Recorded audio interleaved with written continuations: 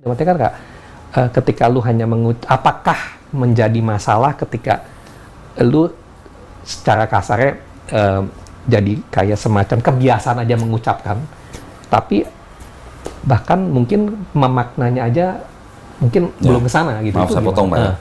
Kalau Pak Hendra bilang berdoa, kita boleh berdoa dalam bahasa apa yang kita tahu Pak. Oke. Saya mau berdoa kapan aja saya berdoa, bisa dengan bahasa Indonesia, bisa bahasa Jawa, bisa. Tetapi baru ketika sholat, kan dia adalah anak Daud. Makanya disebutkan. Betul ya. Silsilah Yesus anak Daud gitu. Padahal Yesus sendiri diceritakan di dalam Perjanjian Baru sendiri bahwa dia bukan anak kandung Yusuf. Iya. Sedangkan kalau di tradisi Yahudi untuk menentukan orang ini orang ayah, ya, Yahudi atau ya. bukan dari darah ibunya. Tapi kalau untuk menentukan ini orang Yahudi dan suku apa, harus dari darah ayahnya. Bilangan 1 ayat 18. Itu ada tradisi begitu Pak, ada syarat-syarat begitu. Nah kalau Yesus bukan anak kandung Yusuf, bagaimana bisa dibilang dia keturunan Daud melalui Salomo gitu.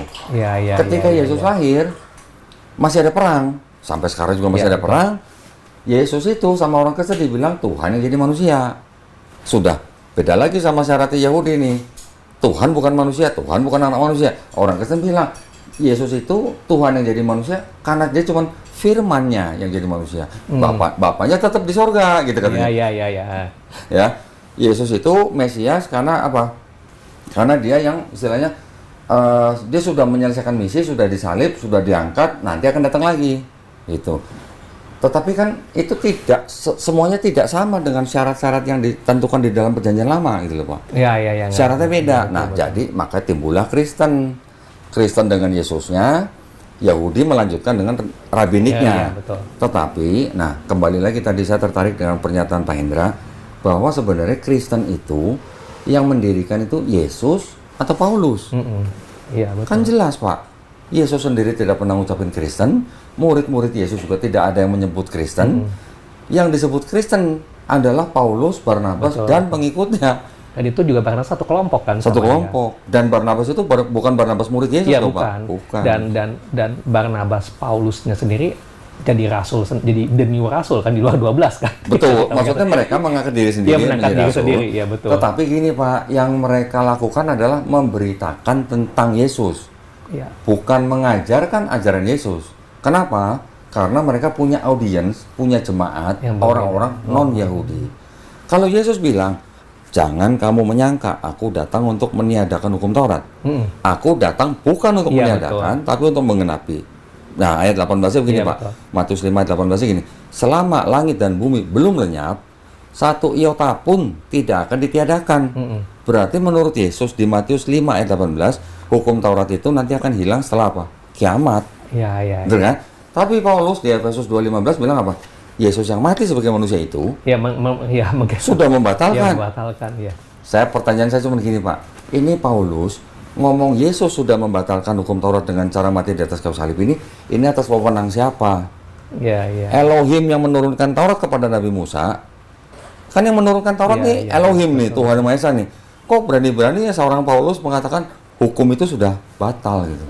Ya, itu satu lagi yang hal saya ini cuma logika, tapi saya tahu awal ini dibilang nggak boleh berkesimpulan gini. Ini saya pengen gini, kalau ngomong dari rentang waktu ya, di mana Yesus kan tahun 30 berarti meninggal dengan asumsi usia dia 32, 33 lah ya. Walaupun dari bilang 34 itu gak perdebatan lagi. Antara 30 dan 33 lah. Lalu kan surat Paulus nongol di tahun 50. Kita asumsi jeda 20 tahun lah. Walaupun surat itu kan nongol berarti sebelum surat dia udah beredar lah pasti. Kita asumsi 20 tahun lah. Ini yang cukup sangat intrik bagi saya begini. Pertanyaan adalah, kalau Tuhan mempersiapkan segala sesuatu dapatnya menggenapi apa yang di perjanjian Taurat dalam bentuk Yesus jadi manusia, dia kan menggenapi nih dalam segala hal. Berarti kan menggenapi semua yang di sini, dia turun gitu kan, dia jadi manusia. Lalu dia memilih sendiri 12 muridnya, di mana orang-orang itu nggak ada yang spesial tuh, kan orang-orang biasa semua kan ceritanya. Tidak terpelajar lagi. Tidak terpelajar. Dia mungkin hanya Matius lah yang terpelajar lah. Ya gitu kan gitu. Lalu mengikut dia selama kurang lebih 3-4 tahun pengajaran dia, karena kan itu ada gap yang masa lagi yang dia tidak ada cerita kan, 30 dia mengikut dia 3-4 tahun dengan sangat intens. Lalu melihat dia melakukan segala keajaiban, ya kan, dan sebagainya. Lalu kita asumsi misalkan semua itu benar lah ya, lalu maksudnya sesuai dengan Injil 4 itulah. Lalu Yesus sendiri menjelaskan basically secara tidak langsung saya dan Bapak adalah sama lah ya seperti itu. Lalu melakukan keajaiban yang paling luar biasa, yaitu bangkit dari orang mati ceritanya nih, ya kan? Bahkan bangkit naik ke surga di hadapan muridnya, lalu 500 orang murid dan 500 orang.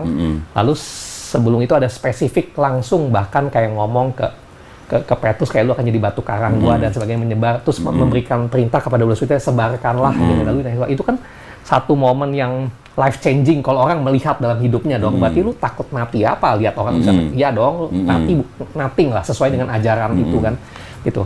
Lalu tiba-tiba itu baru Yesus mati asumsi tahun 30-an begitu.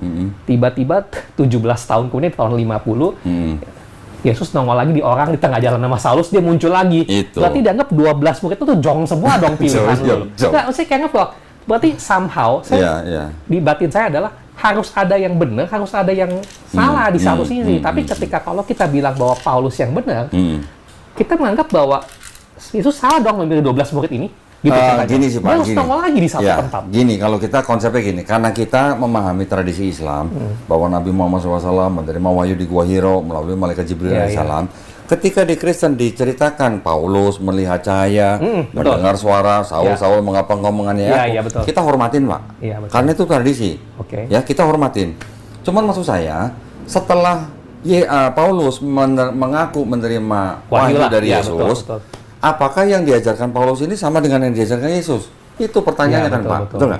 Kalau saya ketika membandingkan, saya membandingkan apakah ajaran konsep ketuhanan, konsep keselamatannya Nabi Muhammad SAW sama nggak dengan Yesus? Ternyata sama.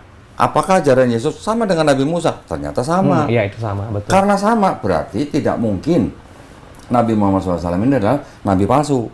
Kan gitu.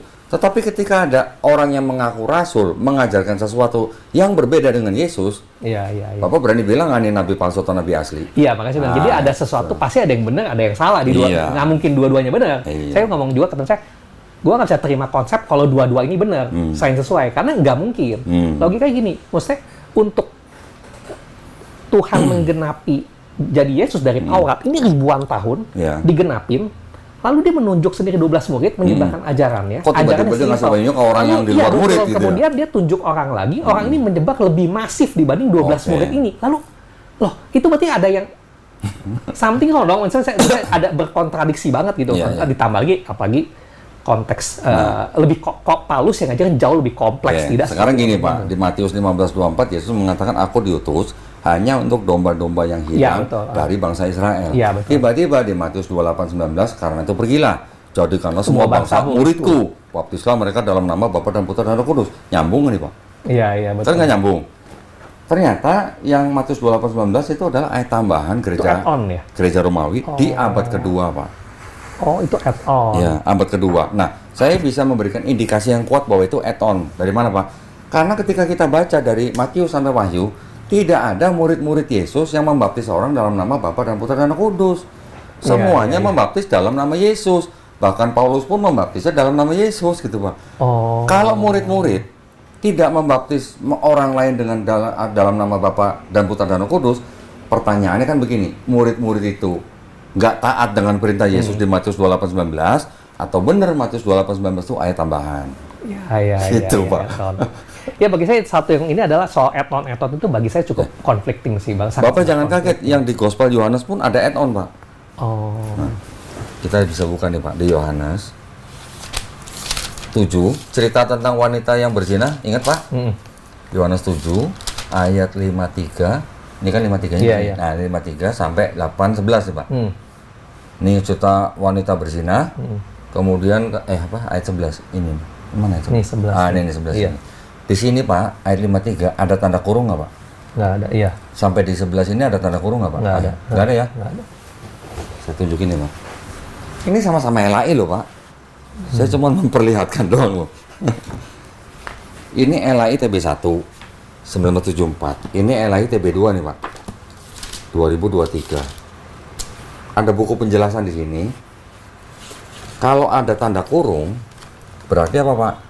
Dalam perjanjian baru TB2, teks-teks yang ditandai dengan tanda kurung tegak tidak terdapat dalam beberapa naskah kuno. Yang di TB2 ini sama-sama di Yohanes 7.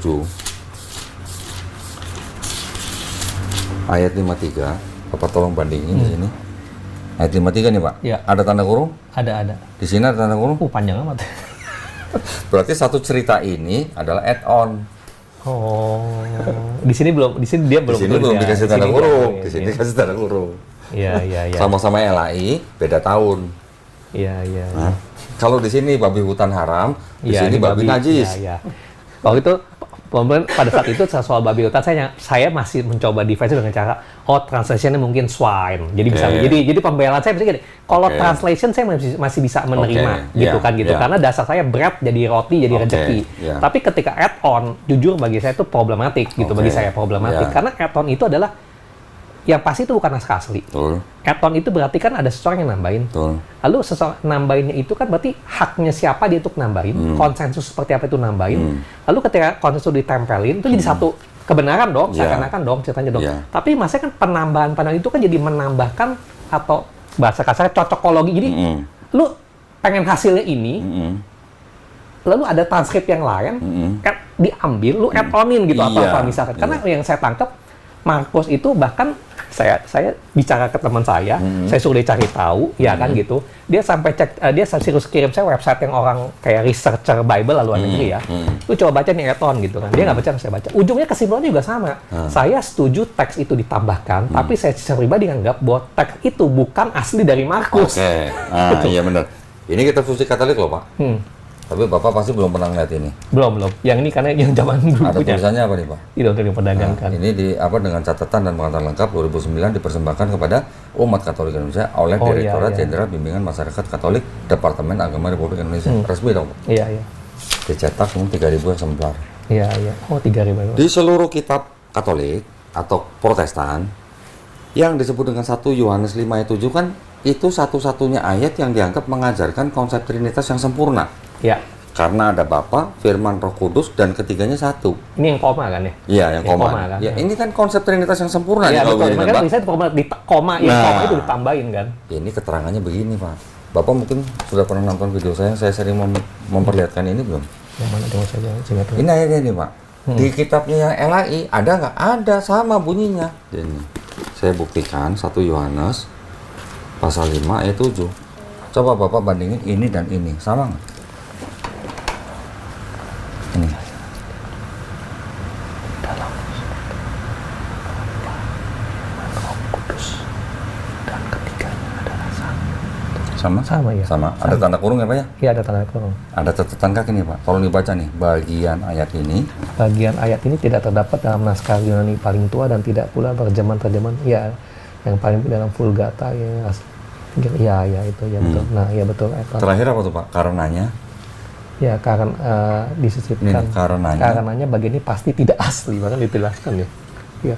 Tapi jujur sih temuan pertama saya soal add-on Trinitas ini saya cukup kaget sih, karena ini kan benar dasar utama kekristenan kan Trinitas. Kan? Iya. Lalu lu tambahin ayat untuk mencocokkan kasarnya cocokologi lah. Jadi kan sebenarnya Trinity itu lebih ke tafsir, berarti kan tafsir tuh.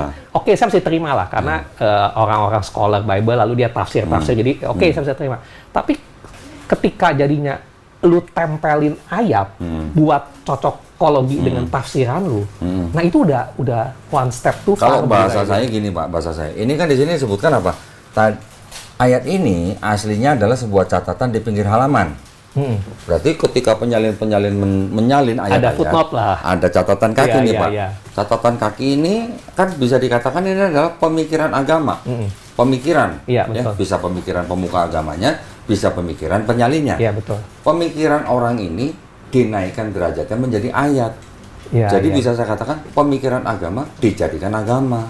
Iya karena kalau pemikiran berarti pada saat itu kan dia belum memastikan dia punya kesimpulan lah mungkin gitu kan. Ayat yang seperti ini Pak tidak cuma satu.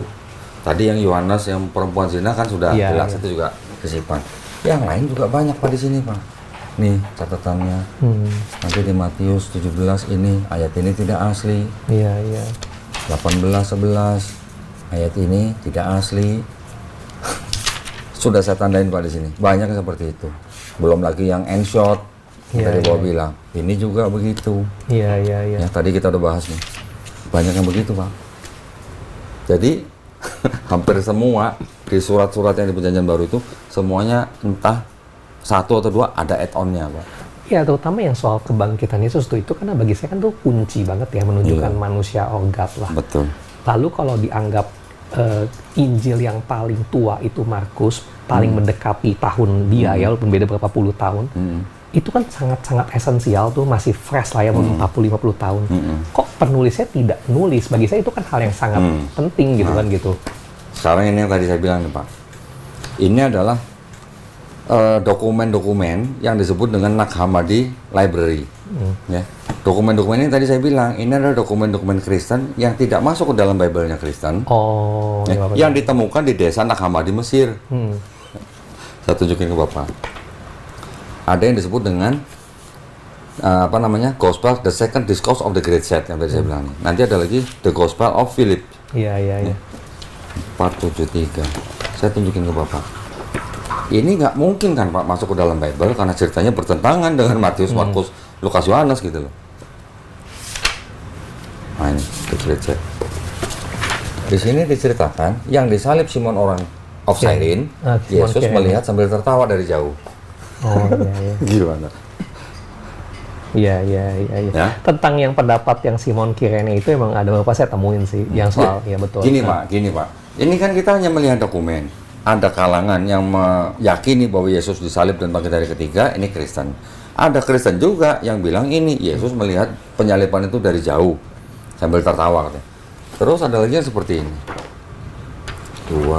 Berapa nih? Nah ini mungkin yang menjadi dasar pembuat film Da Vinci Code nih Pak. Sebentar, bukan. Berapa sih? Gospel of Philip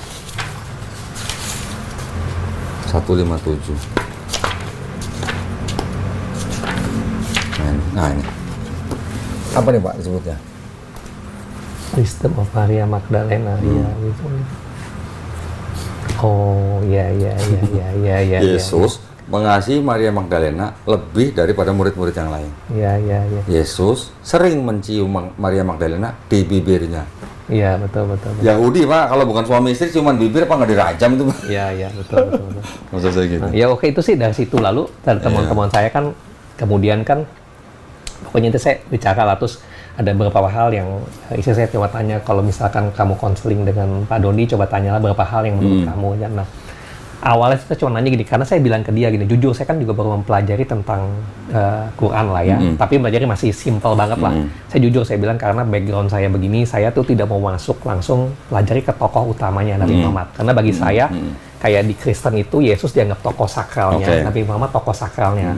Kalau saya masuk ke topik itu di mana hati saya masih ada, saya cenderung akan, menurut saya nggak fair. Jadi saya pelajarin dari ini dulu lah. Ternyata hasil teman saya kan kayak di Taurat kurang lebih sama, ada perbedaan. Nah, cuman ada beberapa hal yang mungkin saya mau tanya, tapi ini emang sih jujur yang tentang tokoh Muhammad saya belum terlalu dalam, karena saya mau itu adalah terakhir lah di saya lah ya, mempelajari itu kan gitu. Nah cuman beberapa hal ini mungkin yang saya mau tanya itu sekilas saja, tapi karena kalau pada saat saya diskusi dengan istri saya, ya kan, sedikit sulit gini, karena kan istri saya kan dari kecil diajarkan secara Islami.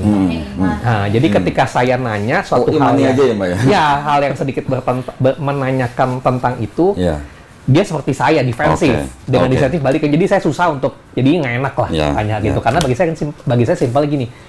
Ketika dulu apapun saya diajarkan imani aja, lalu saya setelah mendengar banyak pertanyaan ini saya gali kan saya berarti kan melepaskan iman saya jadi netral. Saya cari tahu menggunakan akal budi, ya kan? Hasil dari akal budi kan teman-teman saya seperti ini. Lalu ketika saya mau masuk ke dalam Islam, saya pengen diri saya fair, masuk sebagai akal budi. Saya tidak kasar tidak terima jawabannya di imani.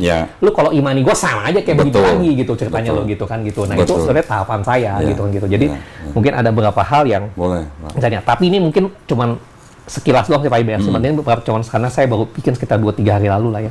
Ini Bapak prosesnya tadi bilang berapa? Baru sebulan ini? Sebulan. Sebulan pakai begini?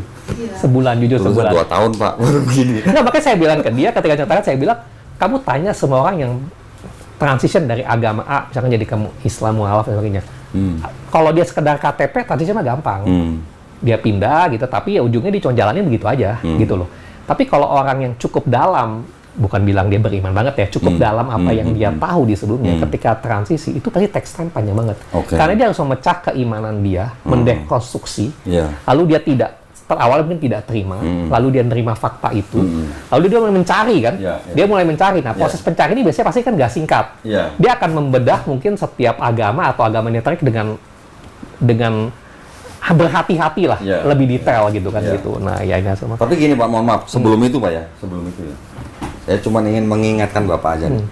Bapak sebagai orang Katolik, ketika menikah dengan istri Bapak yang bukan Kristen, sebenarnya Bapak sudah melanggar kitab Bapak sendiri. Bapak tahu betul, itu, tahu ya. Betul. Di sini ada nih Pak jelas nih.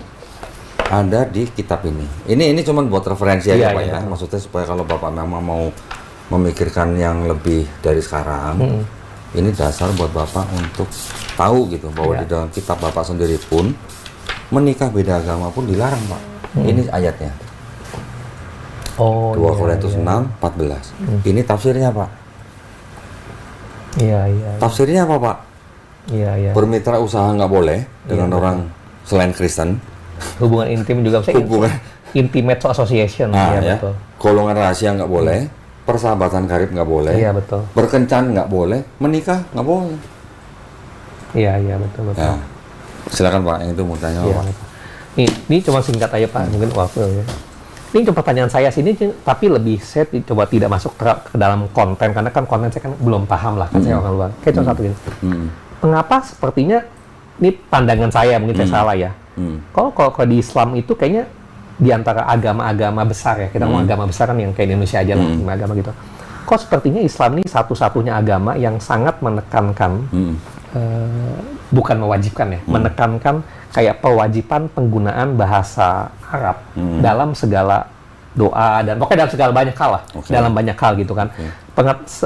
Sepengetahuan saya kan memang betul Islam itu bukan ya, definisi Islam itu kan muncul pada saat Nabi Muhammad diturunkan wahyu. Maksudnya bukan definisi Islam ya. Islam itu Quran itu muncul di abad 6. Di mana diturunkan kepada abad 7 diturunkan kepada emang Nabi Muhammad yang kebetulan emang posisinya di Arab. Jadi otomatis pasti bahasa Arab. Saya understand itu loh, gitu kan gitu. Seperti pada saat mungkin di Nabi Ibrahim atau Abraham bahasa Ibrani ya pasti Tuhan bicara bahasa dia, mungkin bahasa lain ceritanya kan gitu. Nah, pertanyaan saya adalah gini. Apakah memang ada statement langsung mungkin bentuk wahyu kepada Nabi Muhammad ceritanya kan gitu, bahwa apapun itu harus dilakukan dalam bahasa origin, misalnya origin yang dia kan lagi di Arab lah ya, bahasa ibunya gitu kan gitu.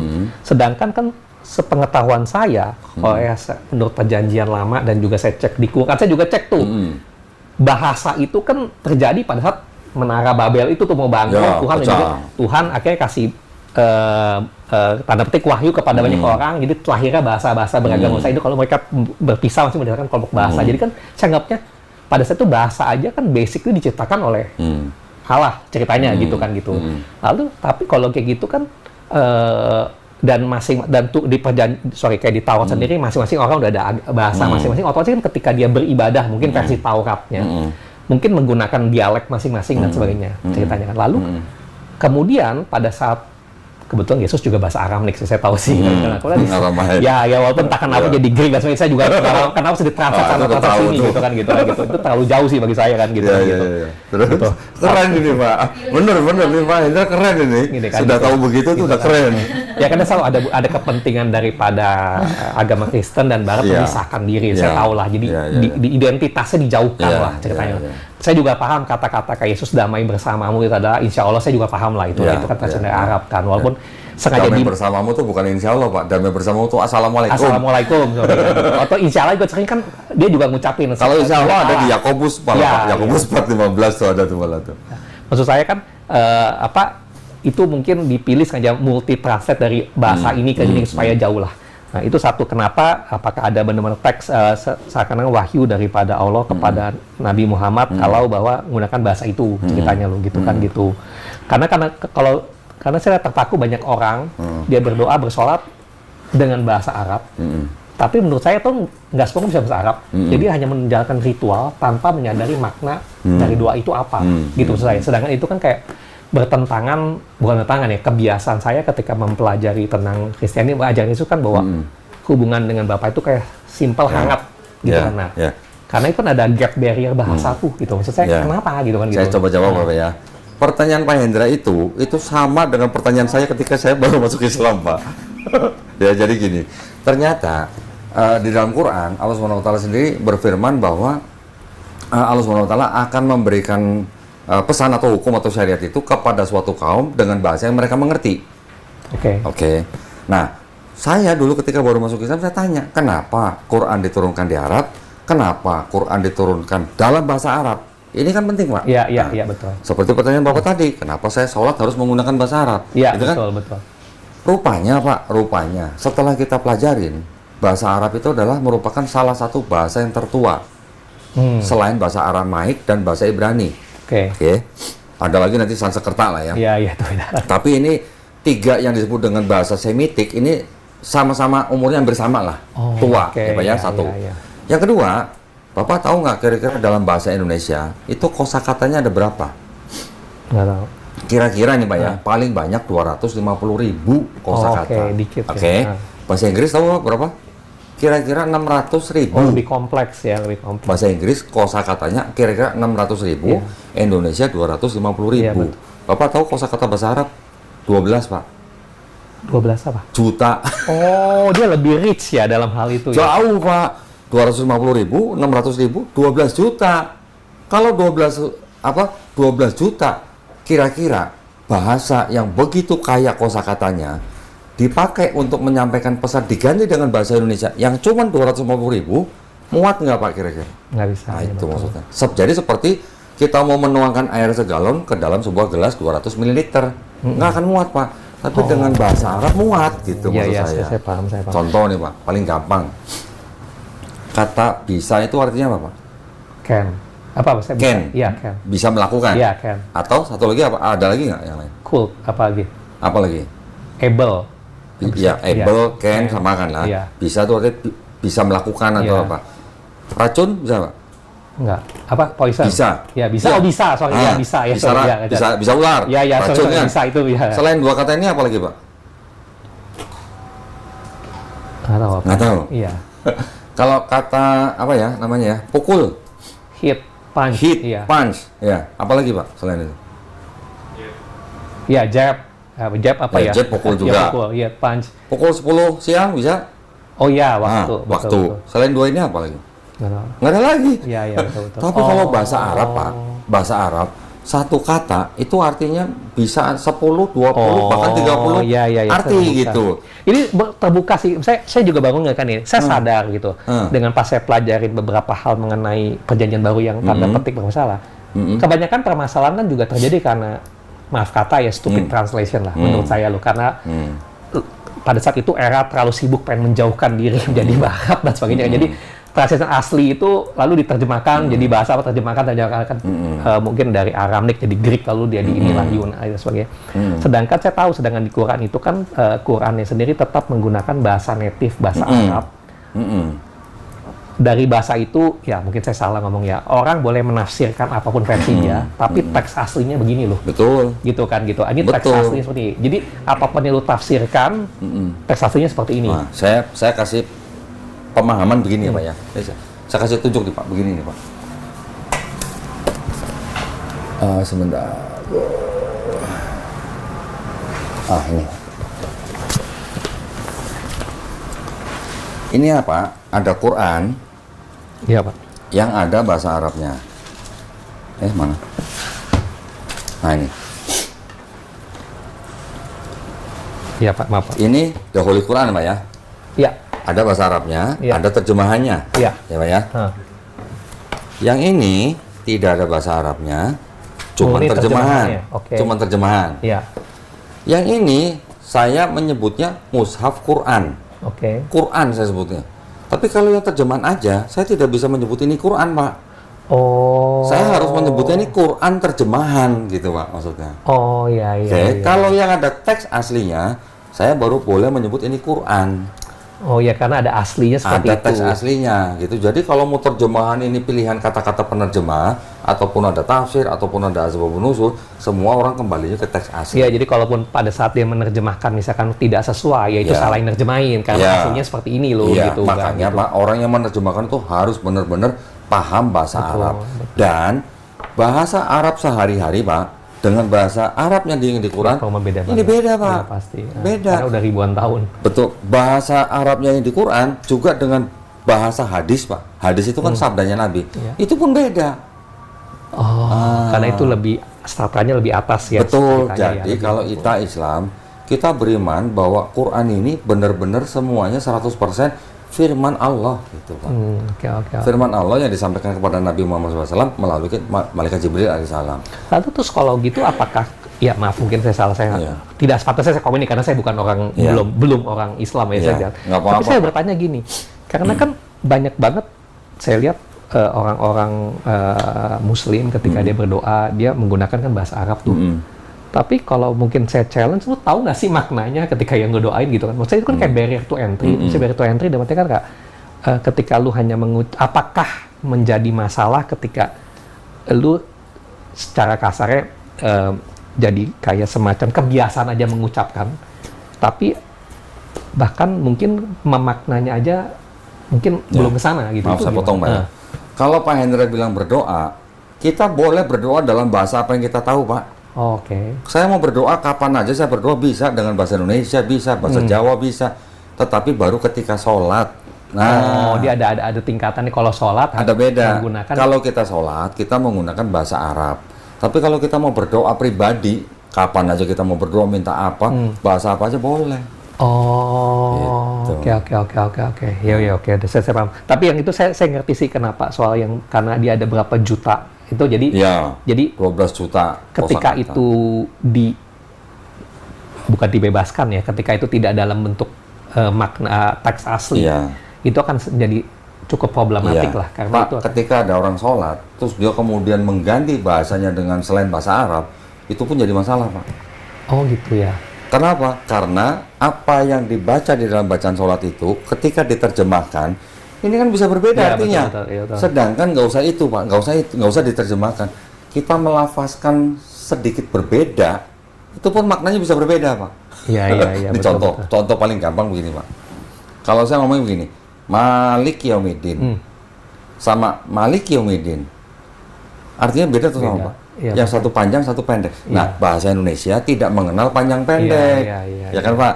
Tapi kalau bahasa Arab mengenal panjang pendek, panjang dan pendek Maknanya beda. berbeda makna, walaupun tidak jauh. Kalau ma panjang artinya penguasa, Malik itu penguasa. Tapi kalau pendek, Malik itu raja. Raja sama penguasa dekat lah ya.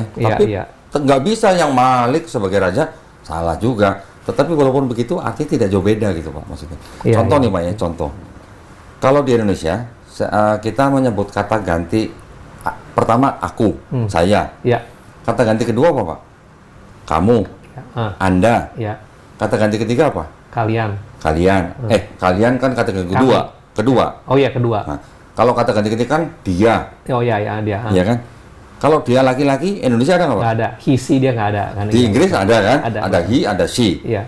Tapi kalau di bahasa Arab, Pak, kalian laki-laki semua, beda.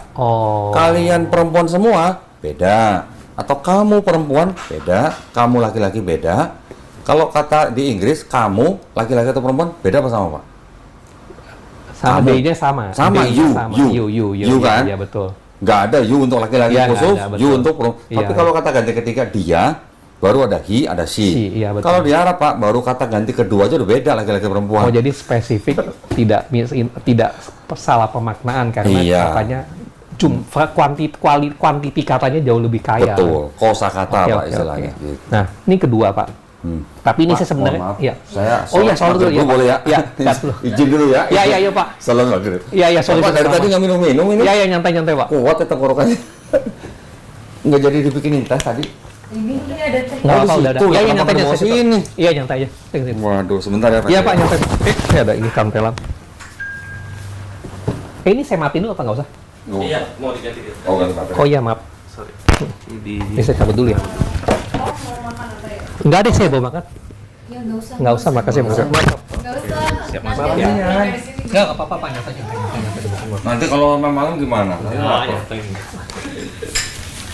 Pesannya aja sekalian. Ya, kamu mau pesan apa? Apa ya? Enggak lah, nggak usah. Ini aja. break dulu Mak, mampir dulu. Akhirnya ngerokok nggak? Oh enggak Pak. Nggak ngerokok. Udah, dia nggak mau. Saya juga harus break merokok ya. Cuman dia udah break babi. Oh, alhamdulillah. Mulai kapan?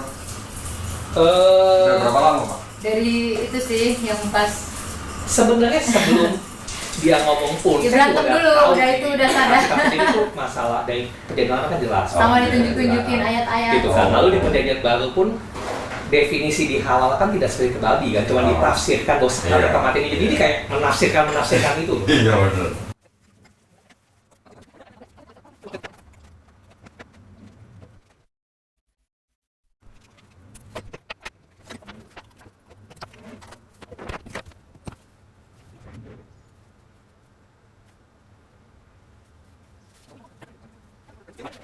Mbaknya sekarang bisa makan nih? Iya. Pak, Enggak, nanti siapa aja. namanya? Enggak. Tadi siapa iya. namanya? Pesenin aja mau lama tapi Udah, pesanin aja udah. Kalau nggak mau ya udah bawa aja. Mbak siapa namanya? Ria. Elia, menikah tahun berapa? 2017. Nikahnya di mana? Singapura? Hongkong. Oh di Hongkong. Karena waktu itu kalau di Singapura tuh harus stay sebulan. Kalau di Hongkong boleh seminggu. Terus waktu di Indonesia pulang, Kan Bisa- diurusnya ya catatan. diurusnya dengan apa? Kan kita ke apa namanya? Di Hongkongnya kan ke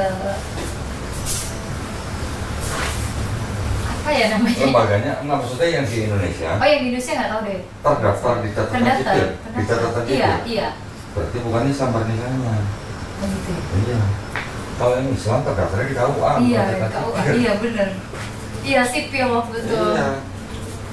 Berarti nanti Mbak, ini Pak Hendra ada keinginan masuk Islam?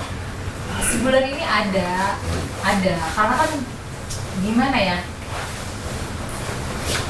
Saya juga sebelum maksudnya kayak percaya nggak percaya ya maksudnya ya walaupun saya banyak dosa tapi maksudnya ketika minta sama Allah tuh terjadi gitu sekarang gitu. Kayak mustahil tadinya dia mau masuk gitu karena saya tahu banget keluarga itu gimana ya. Bahkan mertua saya aja penggiat. Chinese kan? Iya. Nggak, maksud saya gini, ketika tercatat di catatan sipil, berarti kan itu pernikahannya bukan pernikahan Islam. Nanti kalau Pak Hendra insya Allah sampai masuk Islam, akte nikahnya yang di catatan sipil itu harus dibawa ke KUA. Iya, betul, untuk betul. diisbatkan. Iya. Nanti diganti dengan buku nikah. Iya, betul. Itu aja sih. Soalnya saya udah tanya paman saya juga bilang gitu. Iya. Nah, dulu waktu nikah sama orang tua Bu. Iya, orang tua dia berantem, orang tua tuanya saya ya dia? berantem juga. Oh, berantem juga. Iya, jadi ibaratnya kayak kita dikeluarin sama kakaknya masing-masing. Oh gitu. Tapi ya kan perdebatan kayak gitu kan maksudnya kayak cuman ya mungkin ini Tapi sekarang dengan keluarganya Pak Hendra baik. baik-baik semua. Oh. Cuman kayak pas mau nikahnya aja. Oke. Tapi Tapi waktu nikah keluarganya Pak Hendra dan keluarga Ria datang. iya, karena Datang. kan harus ada. Jadi kalau Wali. di Hongkong itu harus ada wali dari cowok Oh. 3, dari cewek 3. Oke. Terus di situ juga sebelum menikah tuh saya tuh kayak diwawancara gitu loh. Oke. Ada CCTV-nya kayak lu tuh dijebak nggak? Gitu. Oke. Pokoknya prosesnya panjang. Gitu. Iya, iya, iya. Dan itu untuk warga negara selain Hong Kong boleh di sana. Boleh, tapi harus stay selama Sebulan. seminggu. Oh, seminggu. Kalau kita ke Singapura sebulan, Oh. kita nggak mau ke Singapura tuh. Iya, iya, iya, Jadi iya. stay seminggu untuk ngurusin semuanya gitu. Ah, udah ada anak belum? Berapa? Satu. Berapa tahun sekarang? Sekarang 7 tahun. 7 tahun. Laki. Dan nanti nih kan dia kebetulan hari ini terakhir sekolah tuh udah libur panjang kayak awal tahun. Oh. Nanti Jumat depan tuh dia mau syahadat Siapa? anak saya. Karena kan udah 7 tahun kan. Oh.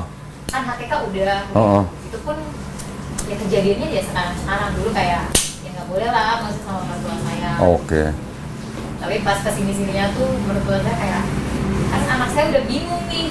Oh, mau ikut yang mana gitu ya? Iya, kadang kalau misalnya di hotel mau makan gitu, mami itu Doanya apa gitu ya? it's okay, ada ama, it's okay. Saya selalu dulu ya? Tapi masih rekaman itu. Masih selalu Pak. Mel, kalau nggak kasih makanan sih Mel, Ria? Enggak apa-apa, nggak apa. Ada cemilan cepulu juga di sini. Udah kesini aja udah happy banget. Yang ngasih tahu channel ini Mbak Ria atau? Saya. Oh Mbak Ria. Jadi gini. Jadi dia tahu channel saya dari Mbak Ria? Iya. Oke. Tapi dulu sebelum dapat hidayah, Heeh. saya ngomong apapun ya bentengnya terlalu kuat. Oke. Biasa itu mah. Iya, jadi Biasa. pas kayak berdebat selama sebulan tuh saya ketawa, saya ngomong gini, kamu tahu gak sih, kamu sama-sama kayak semua di YouTube yang gue nonton. Jadi ketika kamu meledak-ledak ya aku cuman terima kasih sama Allah, ternyata di hidupku ada di depan mata gitu loh. Kan kalau misalnya kita nonton, kan kesel tuh kayak si Alia apa gitu kan, saya langsung skip kan. Saya nggak pernah kesel sama orang-orang begitu. Nah itu salahnya, maksudnya kayak Kenapa kita kesel? Justru nah itu, karena kan iman saya mungkin iya, kurang. ada orang-orang Kristen, Long ya, yang orang Kristen ketemu Elia malah nggak mau, malah maunya ketemu saya. Akhirnya sahadat di sini. Beberapa loh, nggak cuma satu loh. Dia baru tahu Elias sekarang dia. Oh, saya nggak kesel sama Elia. Bisa jadi Elia tuh dipakai Allah buat ngislamin orang-orang yang lain. Betul. Bener nggak?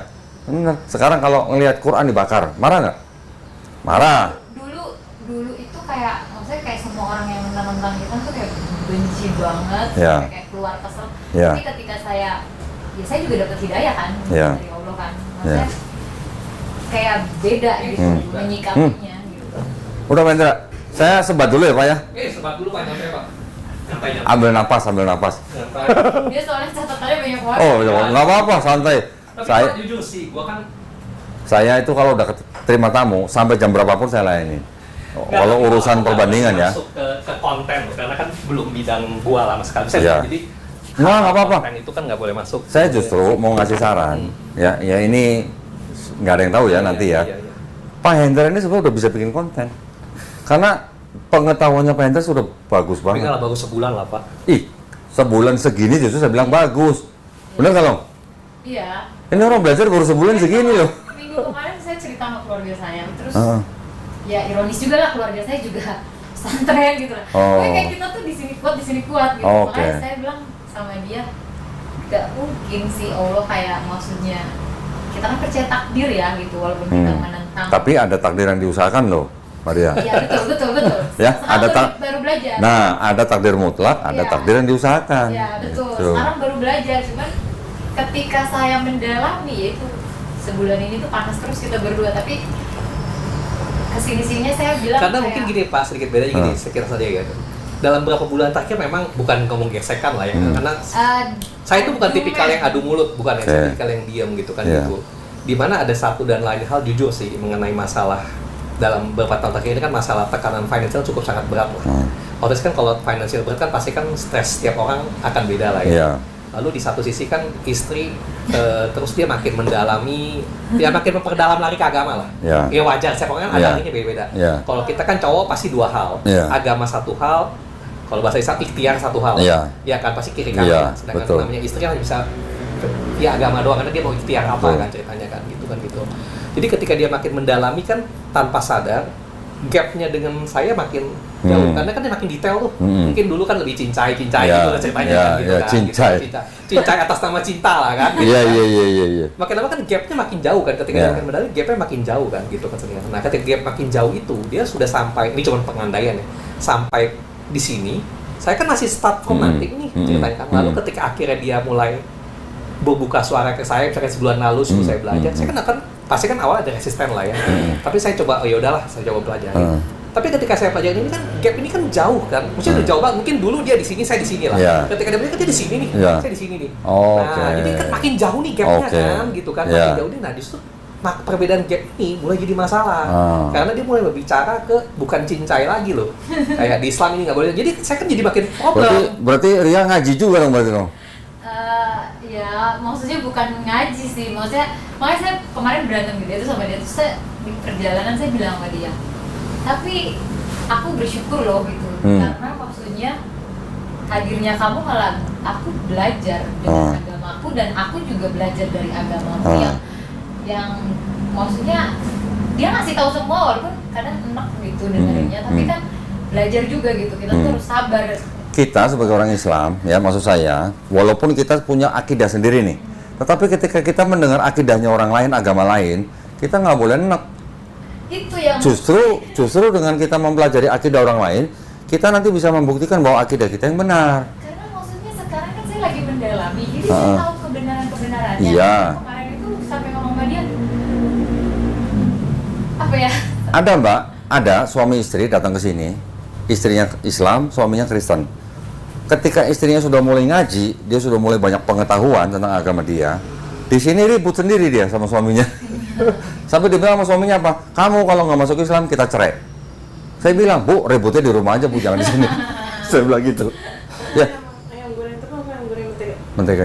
Kita kalau mau belajar perbandingan, ya Mbak ya, kita nggak boleh sampai enek dengan dengerin akidah orang lain. Kalau kita enek, kita nggak mau denger, malah kita nggak tahu bedanya apa dengan akidah kita. Enaknya saya tuh maksudnya mendengar itu, cuman kayak dalam hati, kok ini kita yang bener, kok ini bener, kok Iya, ini bener. setiap pihak. Tapi dalam hati saya. Iya, setiap pihak kan merasa paling benar, setiap, Iya. ya kan, betul kan? Tapi maksud saya, kita mempelajari perbandingan agama itu harus dengan open mind. Iya, betul. Kalau nggak open mind, nggak ada itu hidayah. Awalnya saya belajar juga sebelum teman saya bilang lu harus tepatin netral, itu susah loh. Itu. Apapun yang dia ngomong, termasuk saya nonton itu gua bantah langsung loh. Betul. Gua langsung gua bantah. Berarti belum open mind pada saat itu. Sampai teman saya bilang, lu harus di posisi netral. Nah, Lepasin keyakinan lu. Dia betul. bilang. Ketika Kan saya saya itu belum bisa lebih terus. objektif.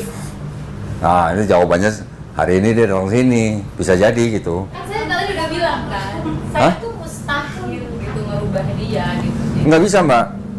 Ria nggak bisa membolak-balikan hatinya Pak Hendra. Ya makanya Ya. terus saya kan makin mendalami, saya makin Karena gini loh Pak, dia kan dalam 2 tahun terakhir, setiap hari senggang, itu yang dia dengerin tuh YouTube real orang Ustadz. Oke. Jujur ngomong, kan jadi makin Pak, tolong mic-nya dipakai Pak. makin apa menguatkan atau apapun lah ya, Ya, istilahnya lah ya, ya, ya, ceritanya ya. kan gitu kan gitu. Jadi Gapnya kan saya makin jauh. Ya. makin saya belajar Terus, lagi, udah, belajar Pak. lagi gitu. Itunya mic-nya di luar, jangan di dalam. Apa? Mic-nya di luar, jangan di dalam. Nah, di balik itu. Terus ditambah lagi kan, Diarahin. maksudnya gini loh, maaf kata saya bukan membenarkan, Bukan tapi gitu, saya masih pokoknya. resisten. Sebentar Pak, sorry. Yuk. Pak. Sorry. Oke. Oke. Oke. Di sini Pak, kalau di Islam, kita orang Islam percaya Maaf. bahwa yang bisa membolak-balikan hati manusia itu cuma Allah, bukan Iya, kita. betul. Ya, saya di sini tidak bisa. Nggak bisa. Ya, kita juga tahu bahwa yang bisa yang bisa memberikan hidayah itu haknya milik Allah, bukan Iya, milik iya. manusia. Karena kita tahu Nabi kita aja, Nabi Muhammad SAW tidak bisa membuat pamannya masuk Islam, apalagi kita Iya, bukan iya, Nabi iya. gitu maksudnya. Iya, betul. Nggak, karena satu sih ketika dia terus mendengar-mendengarkan, saya sih cepat ada ngomong ke dia. Saya bilang gini loh, kan gap lu di sini, gua di sini. Ya. Lu belum ngasih gua waktu. Di mana lu kalau makin dalam pasti kan lu pengen cepet-cepet gua ngejar. Ya. Tapi kan susah. Ya. Dia bilang, lu harus sadar. Saya sampai pakai kata permisalan yang sangat tajam gini. Iya. Sedikit beda. Kamu kan dari SD sampai sekarang hidup lu diajarin doktrin itu. Lu tidak geser. Gua kan kebalikannya, sama nih doktrin seperti ini. Tapi pada saat sekarang, tiba-tiba kan tanda petik ada satu hal yang membuat doktrin saya goncang nih ceritanya nih. Ini kan fase ini nggak gampang loh. Saya anggap 45 tahun, 40 tahun tuh buat kebenaran. Saya sesimpel gini, kalau sesimpel gini deh, lu cuma ngomong amit-amit, tiba-tiba gue bilang ke lu, tiba lu sadar, Nabi Muhammad salah. Lu akan shock nggak? Betul. Lu karena 30 tahun tuh melawan akan susah banget. Betul. Dan lu akan cari pembenaran apapun. Betul. Udah, nah itu fase waktu yang dibutuhkan orang. Betul. Pak Hendra belajar 1 bulan itu sudah super ekspres Pak. Saya berapa Pak? 7 tahun. Nah, saya sempat ngomong ke dia, setiap orang, mungkin kalau misalkan arahnya nanti kemana ya, Iya. pakai bahasanya Islamnya. Proses hidayah itu kan beda-beda waktunya Betul. lu, gitu loh. Betul. Proses itu lu, gitu kan, gitu tahapannya Iya, kan, gue iya, bilang gitu iya. kan, gitu.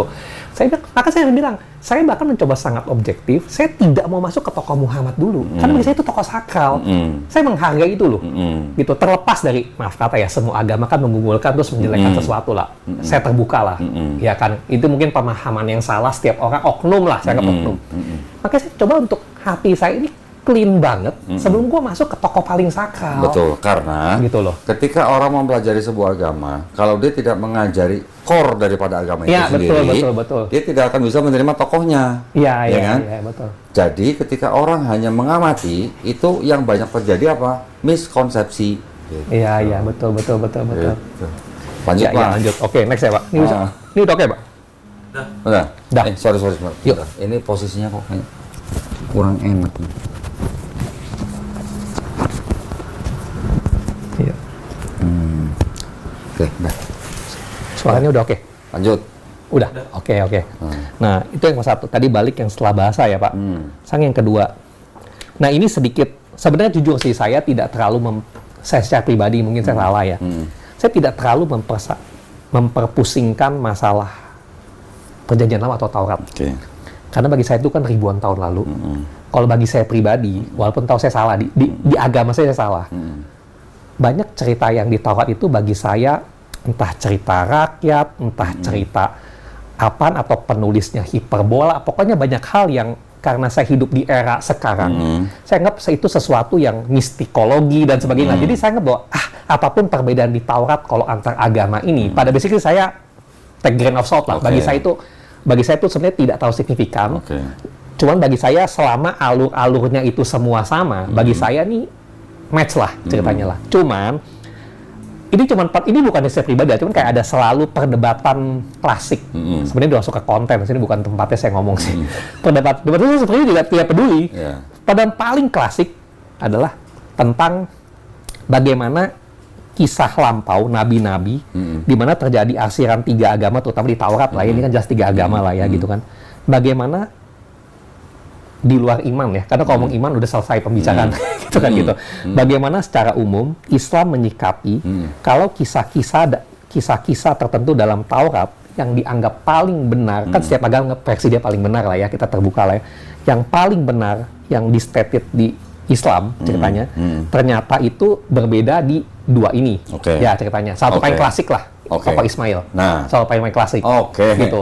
Itu sempat saya cari tahu, jujur sebelum saya nanya, saya sempat cari tahu sebelumnya. Karena bagi saya itu nggak penting. Karena bagi saya semua anak Abraham. Bagi saya itu nggak penting. Cuma dari dulu kan tuh dibahas terus tuh sama orang Kristiani itu. Gitu kan gitu. Nggak usah antara Islam dan Kristen dan Yahudi, Pak. Di dalam Islam juga ada 2 pendapat.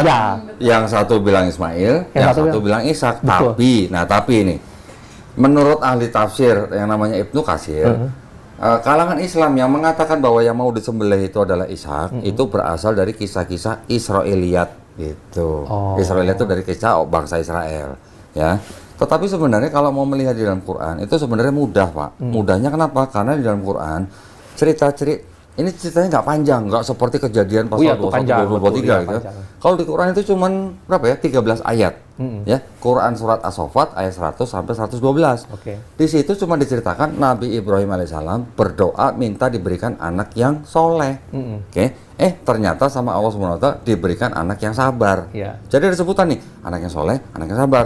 Anak yang sabar ini siapa? Tidak disebutkan namanya. Iya benar, saya cari tahu loh. Di Quran tidak setip nama. Saya cari tahu itu. Tidak disebut namanya, Pak. Tetapi ketika Nabi Ibrahim alaihissalam bermimpi bahwa dia diperintahkan untuk menyembelih anaknya, anak yang sabar ini berkata kepada ayahnya, lakukanlah apa yang diperintahkan kepadamu. Tidak ada nama lagi kan? Tidak ada nama. Ini sampai ini nggak ada nama. Terus kemudian dibawalah anak itu kan mau disembelih kan? Tidak jadi disembelih, diganti dengan hewan. Mau kambing, mau domba. Itu bahasa translation lah. Jadi mereka disebut adalah orang-orang yang istilahnya beriman atau sabar.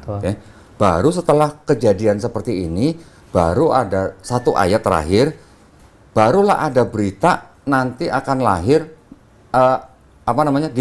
berita kelahiran Nabi Ishak. Berarti diasumsikan belum lahir, ditafsirkan pasal itu belum lahir. Iya, jadi pada kejadian ini, walaupun tidak disebutkan Ismail, tapi yang ayat terakhir disebutkan, barulah nanti akan ada kabar berita kelahiran Nabi Ishak. Jadi kalau yang terakhir Nabi Ishaknya baru mau lahir, nanti siapa gitu? Karena pada saat saya cari itu memang saya kan cuma pakai AI lah biar gampang kan, karena saya nggak mungkin web dan waktu kan juga.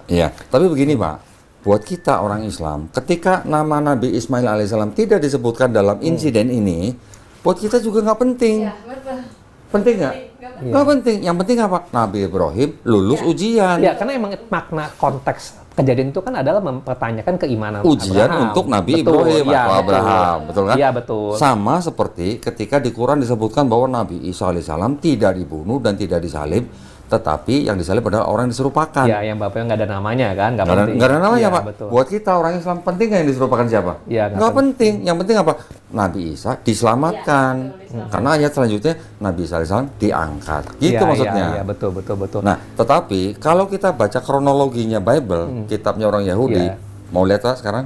Saya kasih lihat nih. Di kitabnya orang Kristen sendiri yang ada cerita, ada tulisannya yakni Ishak. Ada tulisannya kan? Ya betul. Pokoknya di statement nama lah. Ya, justru berdasarkan kronologi yang ada di situ, itu malah jadi rancu. Rancunya gini, Pak. Di Kejadian 21. Kan Hagar dan Abraham diusir. Iya betul. Nah.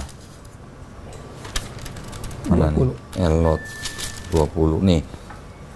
Abraham ini Kejadian 21. Mengusir Hagar, iya, Abraham betul. mengusir Hagar dan Ismail. Iya. Ketika mereka diusir, Pak, mereka tinggal di mana? Sempat tinggal di mana, Pak? Di gurun ya atau apa ya? Hah? Di Di mana? mana, ya? Ada, Bapak baca. Sempat tinggal di mana? Mengembara di Padang gurun Betsheba. Berseba. Kemudian ada ayat begini, Pak. Allah menyertai anak itu. Oh iya, tentang Ismail saya Iya tahu kan? dia diberkati. Terus apa, Pak? Bertambah besar. Bertambah besar. Kalau pernah di Berseba, kemudian bertambah besar, kira-kira sebulan, setahun, apa 2 tahun kira-kira? Oh iya ya, Oke, bertahun-tahun. ya. Jadi barulah Ismail dan ibunya pindah ke Paran, menetap di Paran kan? Iya. Baru Ismail diberi istri orang Mesir oleh ibunya. Iya, Oke? betul. Pada saat itu, habis itu langsung ada cerita Abraham mengadakan perjanjian dengan Abimelek. Di mana, Pak? Nih, Pak, ayatnya. Oh iya. Di mana? Di Berseba. Di Betsheba. Berarti yang pernah tinggal di Berseba kan Hagar Iya, dan betul. Ismail. Abraham tinggal di Berseba juga nih, Pak. Betul, Ya kan? betul. Setelah ini langsung ada ayat Abraham diuji. Oh, ini next-nya ya, ceritanya, Iya, ini dari 21 kan langsung 22 nih. Iya. Abraham diperintahkan untuk mengorbankan anak yang tunggal. Tapi ada tulisannya yakni Ishak. Betul kan nih? Iya, Yakni betul, Ishak. betul. Oke. Terus kan diceritakan suruh pergi ke Gunung Moria. Iya, Nanti iya, tempatnya di sana. betul, betul. Terus kemudian Abraham dan kedua bujangnya dan anaknya itu pergi ke Gunung Moria, tidak jadi disembelih. Iya betul. Diganti Terus apa nih, domba, Pak? Iya betul. Terus apa nih? Kemudian kepada kedua, dan mereka sama ke Betsheba dan Abah tinggal di Betsheba. ke Berseba. Iya. Tadi yang tinggal di Berseba Hagar dan Ismail. Abraham mengadakan perjanjian dengan Abimelek di Berseba. Iya. Disuruh pergi ke Gunung Moria, pulangnya ke Berseba. Tiba-tiba ada ayat begini, Pak. Sarah Mati dan dikuburkan. Betul. meninggalnya di mana, Pak? Kiryat Iya. Arba, Kiryat Arba, yaitu ya, Hebron. betul, Hebron. Terus Karena- kemudian Abraham Datang meratapi dan menangisinya. datang dari mana, Oh berarti Pak? dia nggak tinggal di situ. Itu dia. Iya. Kalau yang pernah tinggal di Berseba Hagar dan Ismail, Abraham juga tinggal lama di Berseba. Kemudian yang dibawa sembelih anaknya namanya Ishak, pulangnya ke Berseba. Saya bertanya, Abraham waktu pulang ke Berseba itu pulang ke rumah yang salah atau pulang bawa anak yang salah? Iya. Masa iya Ishak tinggal sama Hagar, kan lucu gitu loh, Pak. Iya betul. Nah. Tapi saya pribadi sih, karena menurut saya itu pertentangan Ishak Ismail karena keributan dari Hak sulung. Yahudi itu kan anak, iya Hak sulung. hak sulung sama ini aja kayak the one dari Ishak. Betul. Jadi itu yang diributin loh ceritanya Betul. menurut saya kan gitu. Karena buat orang Israel yang namanya hak sulung itu sangat penting, Pak. Nah, karena saya juga secara logika ketika saya pada saat itu temuan saya kan hanya sekedar via itu aja lah ya. Emang sih temuannya kan dikatakan bahwa di Al-Quran tidak stated nama, Ismail. hanya the boy. Tapi logika saya pada saat itu adalah saya tahu urutan kelahiran kan anak pertama adalah Ismail. Ya kan baru Ishak. Ya. Ketika Allah memerintahkan mengorbankan anak, di kepala saya menempelkan pada saat ini pandangan saya aja ya. Di abad itu kan pada saat ditawar itu segala hal tentang sulung nomor 1. Betul. Pengorbanan anak sulung lah. Yang pada saat Nabi Betul. Musa itu kalau nggak anak sulung mati lah. Betul. Jadi anak sulung kan hierarkinya dianggap lebih tinggi pada Oke. saat itu. Bapak ingat ceritanya Yakub dan siapa? Esau. Esau? Iya. Ingat kan? Iya. Yakub kan bukan anak sulung. Iya, ngambil hak anak sulung. Betul. Nah, berarti kenapa sampai dia menipu ayahnya sendiri? Iya. Mengenakan bajunya Esau, disangkain Esau, ditanya kamu siapa? Aku Esau. Yang diberkatin jadi Yakub. Berarti Iya, kan iya, betul. sangat penting tuh hak sulung tuh. Maksud saya gitu. Makanya saya juga bisa nganggap, bisa mengerti, walaupun saya saya non-Islam, walaupun tidak di stated nama, tetap. Sebelum saya belum tahu yang ayat lanjutan Iskaka itu saya belum tahu, tapi walaupun tidak stated nama, tapi secara nalar berdasarkan pengetahuan Kronologi, Pak. zaman tersebut, ketika Allah memerintahkan korbankan anak, di kepala saya pasti anak sulung. Iya. Karena gini, kalau lu bilang pembenaran Iya. bahwa enggak itu anak yang dijanjikan Ishak. Menurut saya Allah tidak anak itu dulu anak Abraham loh.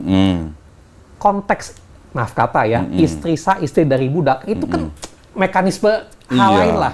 Iya. Tapi kan anak itu manusia semua kan sama di matanya. Padahal, Bapak tahu nggak Hagar itu siapa? Nah, itu dimana kata dari Mesir ya ceritanya ya. Iya, dari Mesir. Tapi siapa dia sebenarnya? Anak Raja Mesir, Pak. Malah Iya, dikonfirmasi iya, saya sama pernah Yahudi. dengar, betul. Yahudi konfirmasi loh, Pak. Ini ada ayat ini. Bapak bisa baca sendiri, kaget nih. Ini kitabnya orang Yahudi nih, Pak. Nama kitabnya The Chumash. Isinya cuma Pentateuch. Cuma 5 kitab Musa. Tetapi di dalamnya, dia bisa nulis begini. Hagar itu siapa? Oh, dia konsepnya kayak Quran ya. Teks asli iya. dan ini ya. Kalau Yahudi harus, Pak, ada teks aslinya. Iya. Jadi ini ada ayat dalam bahasa Ibrani, ada tafsir dalam bahasa Ibrani, ada terjemahan bahasa Inggris, ada tafsir bahasa Inggris. Hagar siapa, Pak? Dokter Farao ya. Iya, illustrated langsung ya. Malah anak Raja Mesir, Hagar itu. Iya, iya. Emang dari awalnya problemnya adalah mungkin adalah dari awal ada kepentingan menjauhkan tokoh-tokoh Hak ini sulh. bukan dari Arab sehingga Iya. segala sesuatu dijauhkan loh. Iya, Maksudnya kayak agenda lah, Pak. ya, saya ada kepentingan agenda Iya. pada saat itulah. Iya, Betah ngomong itu karena kan biasa Yesus tuh bahasanya Aramik udah simpel banget Betul. sebetulnya loh gitu kan gitu. Betul. Terus dijauhkan sampai semua portretnya adalah bule. Betul. Itu sih jujur, itu saya tahu lah itu lucu banget sebenarnya Betul. kan gitu kan. Dipotretkan sebagai aja jadi orang white lah ceritanya loh. Nah, sekarang rambutnya bule, mata biru. Iya, iya. Bapak tahu siapa model orang pertama yang dilukis jadi Yesus? Bapak boleh buka di Google. Cesare Borgia. Oh, Anak haram Paus Alexander ke-6. Dan dia seorang LGBT, Pak. iya, iya, iya. Itu yang pertama kali dilukis jadi Yesus. Iya, Bapak kalau iya, lihat iya, mukanya iya, aslinya, iya, iya. mirip memang jadi yang jadi di lukisan Nah, Yesus. itu tuh mengenai saya jujur saya sendiri kan belum tahu detail ini. Saya sendiri bingung sih, Bang. Ini Bapak bisa tahu. Bagaimana perjanjian lama sendiri itu konsepnya menyadur Taurat apa ya maksudnya? Karena saya tidak pernah baca Taurat. Jujur saya Oke. tidak pernah baca Taurat jujur Ini gitu. pertanyaan yang pinter ini, Pak. Justru penting banget ini. Makanya saya harus tunjukkan Bapak ini. Saya tidak akan bicara tanpa saya memperlihatkan bukti, Pak. Perjanjian lama itu asalnya sebenarnya adalah ini, kitabnya orang Yahudi yang namanya Tanakh. Oh, oke. Ini Bapak tadi bilang ya, Ya, betul tanah. Tanakh Iya, ini singkatan dari Torah, Nevi'im, Iya, Torah, Ketuvim. betul. Oke. Dalam bahasa Ibrani disusun, ya Pak ya, disusun di tahun